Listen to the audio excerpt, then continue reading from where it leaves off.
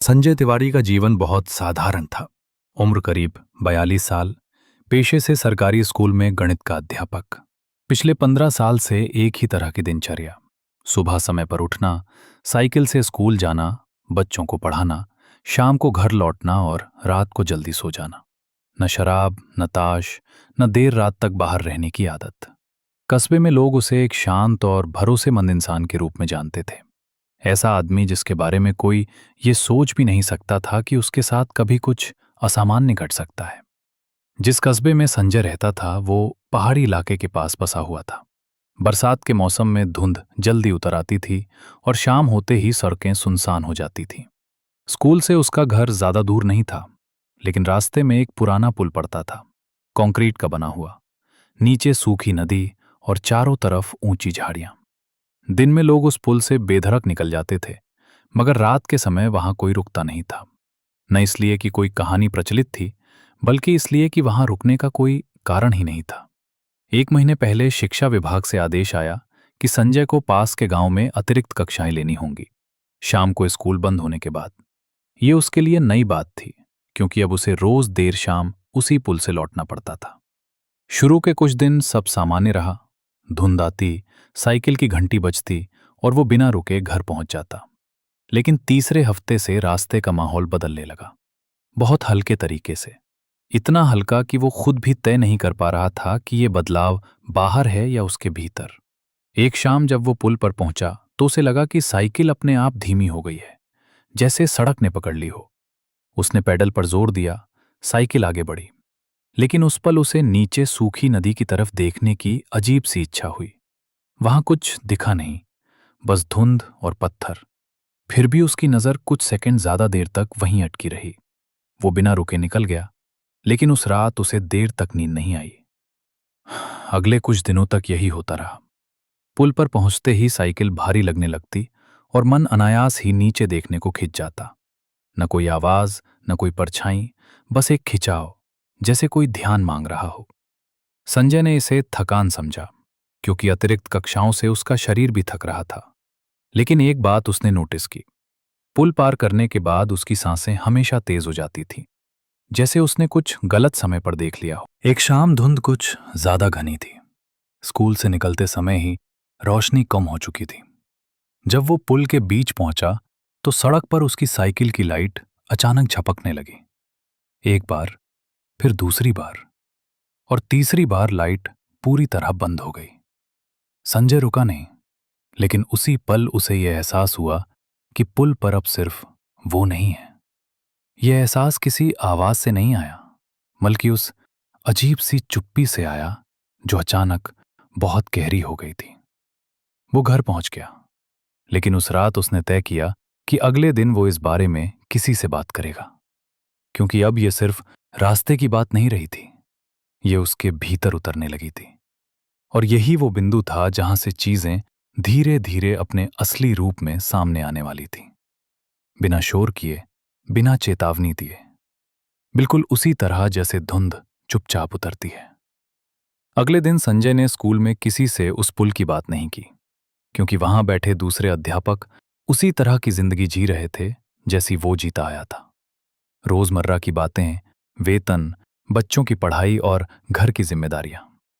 ऐसे माहौल में अगर वो पुल, धुंध और अजीब खिंचाव की बात करता तो लोग उसे थकान या वहम कहकर टाल देते। और संजय खुद भी अभी तक ये तय नहीं कर पाया था कि जो वो महसूस कर रहा है वो सच में बाहर घट रहा है या उसके मन के भीतर। शाम को अतिरिक्त कक्षा खत्म करके जब वो निकला तो उसने जानबूझकर रफ्तार तेज रखी, ताकि पुल पर रुकने या सोचने का मौका ही न मिले। लेकिन जैसे ही वो पुल के पास पहुंचा, वही भारीपन फिर लौट आया। साइकिल का पैडल जैसे नीचे धंस गया हो। हवा अचानक ठंडी हो गई और धुंध इस बार सिर्फ चारों तरफ नहीं थी, बल्कि सड़क के बिल्कुल बीचों बीच जमा हो चुकी थी। इतनी घनी कि आगे का हिस्सा साफ दिखना बंद हो गया। पुल के बीच पहुंचते ही उसे साफ एहसास हुआ कि उसका शरीर अपने आप धीमा हो रहा है। उसने रोकने की कोशिश की, लेकिन पैर मानो उसकी बात नहीं सुन रहे थे। साइकिल लगभग रुक चुकी थी और उसी पल उसके कानों में एक बहुत हल्की सी आवाज आई। कोई पुकार नहीं, कोई शब्द नहीं, बस ऐसी ध्वनि जैसे कोई बहुत दूर से सांस छोड़ रहा हो। संजय ने नीचे देखने की कोशिश नहीं की, लेकिन उसकी गर्दन अपने आप झुकने लगी। नीचे सूखी नदी की तरफ देखते ही उसका शरीर सिहर उठा, क्योंकि इस बार वहां सिर्फ पत्थर और धुंध नहीं थी। धुंध के बीच एक आकृति खड़ी थी, पूरी तरह साफ नहीं, लेकिन इतनी स्पष्ट कि उसे नजरअंदाज नहीं किया जा सकता। वो आकृति पुल के नीचे नहीं, बल्कि नदी की सतह पर खड़ी लग रही थी, जैसे जमीन उसके लिए कोई मायने नहीं रखती। संजय की सांसें तेज हो गईं और उसकी उंगलियां हैंडल पर सफेद पड़ गईं। अचानक साइकिल की घंटी अपने आप बज उठी, तेज नहीं, बस एक बार, और उसी पल वो आकृति धुंध में घुल गई, जैसे कभी वहां थी ही नहीं। संजय ने बिना एक पल गवाए साइकिल आगे बढ़ाई और पुल पार कर लिया। लेकिन उसके शरीर में जो कंपन था, वो घर पहुंचने के बाद भी खत्म नहीं हुआ। उस रात उसने खाना नहीं खाया, बस बिस्तर पर बैठा रहा और बार बार वही दृश्य उसकी आंखों के सामने आता रहा। अगले कुछ दिनों तक उसने पुल से जाना बंद करने की कोशिश की, लंबा रास्ता अपनाया। समय ज्यादा लगने लगा, लेकिन उसे थोड़ी राहत मिली। मगर ये राहत ज्यादा दिन नहीं टिकी, क्योंकि तीसरी रात उसने अपने घर की खिड़की से बाहर देखा तो दूर सड़क पर वही धुंध खड़ी दिखी, बिल्कुल उसी जगह जहां पुल की दिशा जाती थी। और उस धुंध के बीच वही आकृति, इस बार बहुत स्थिर, बहुत शांत। अब ये साफ हो चुका था कि ये सिर्फ पुल तक सीमित नहीं है, ये उसके रास्ते, उसके समय और उसकी मौजूदगी से जुड़ चुका है। और संजय पहली बार समझ पाया कि कुछ चीजें इंसान को वहां नहीं रोकती जहां वे होती हैं, बल्कि वे इंसान के साथ चलने लगती हैं जब वो उन्हें एक बार देख लेता है। उस रात संजय सो नहीं पाया। वो खिड़की के पास बैठा रहा और बाहर फैली धुंध को देखता रहा। अब उसमें डर से ज्यादा एक भारी सच्चाई थी, क्योंकि जो चीज उसने देखी थी वो उसका पीछा कर चुकी थी। रास्ता बदलने के बाद भी, दूरी बनाने के बाद भी, इसका मतलब साफ था कि ये पुल की कहानी नहीं थी, ये किसी अधूरी घटना की परछाई थी जो अब उसके सामने आ चुकी थी। अगले दिन संजय ने कस्बे के सबसे पुराने निवासी से बात की। कोई सवाल नहीं, कोई डरावनी बात नहीं, बस सामान्य बातचीत में उसने उस पुल का जिक्र किया।